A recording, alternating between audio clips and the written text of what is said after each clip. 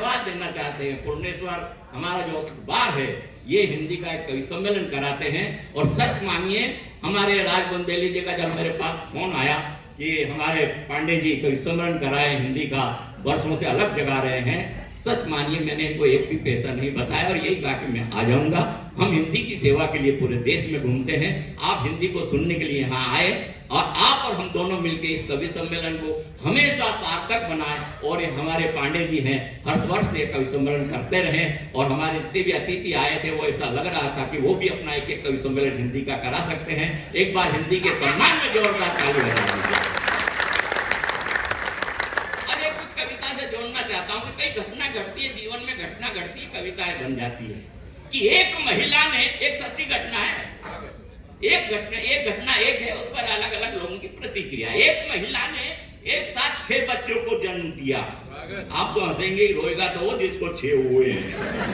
और आप 6 बच्चे पे हंस रहे, लालू यादव के तो 9 बच्चे। एक बार अमिताभ बच्चन ने हार्ट सीट पर बैठकर एक लड़के से पूछा, बताओ लालू यादव के कितने बच्चे? 6, 7, 8, 9।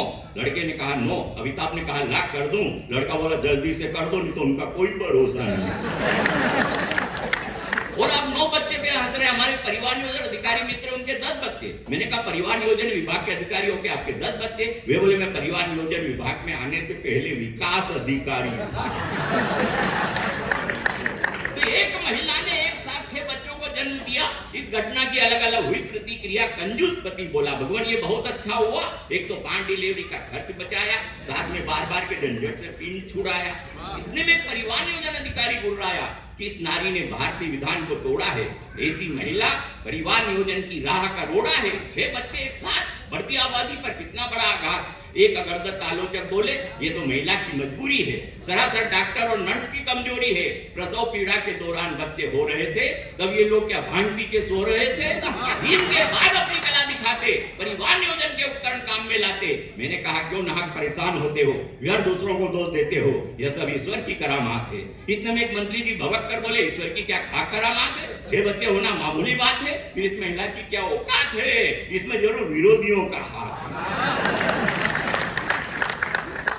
कवि सम्मेलन में हम व्यंग भी सुनाते, हास्य भी सुनाते, अलग अलग ढंग से अलग अलग कविताएं सुनाते हैं। अच्छा एक कविता मैं आपको सुनाना चाहता हूँ। हमारे यहाँ पे एक मुझे याद आ रहा है कि एक सरदार को पंडित जी मिल गए रास्ते में। सरदार ने पंडित जी से पूछा पंडित जी तुम चोटी क्यों रखते हैं? तो पंडित जी बोले चोटी नहीं, हमारा एंटीना है, इससे हमको विचार आते हैं। सरदार जी बोले फिर तो मेरा माइक ओवरट आया और हमको विचार क्यों नहीं आते? पंडित जी बोले सरदार जी विचार तो आपको भी आते हैं, मगर वो दाढ़ी के अर्थ से जमीन में घुस जाते हैं। तो ठाकुर साहब को पंडित जी मिल गए, कविताएं बन जाती है। और मैं कविता से जोड़ना चाहता हूँ कि आपका गुजरात इसलिए भी मुझे पसंद है कि यहाँ शराब की बंदी है। ये प्रांत ऐसा है जहाँ शराब नहीं पी जाती है, और दूसरी बात है यहाँ खूब मात्रा में मिलती भी है। हमारे कवि मित्र ने कहा है कि रास्ता बंद है, दिनेश ने कहा कि रास्ता बंद है तो आता किधर से है, आता है तो फिर जाता किधर से है। गुजरात में बंद है दारू की दुकान, फिर भी टुन्न है साला लाता किधर से। बढ़िया बढ़िया है।